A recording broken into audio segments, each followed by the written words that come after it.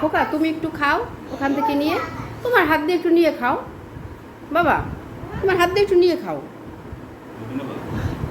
একটু হাত দিয়ে নিয়ে খাও। গুড।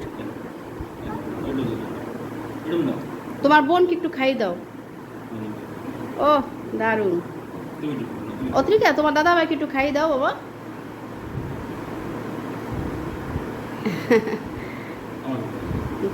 তো ওই কেক খাইয়ে দাও, বাবাকে খাইয়ে দাও অত্রিকা।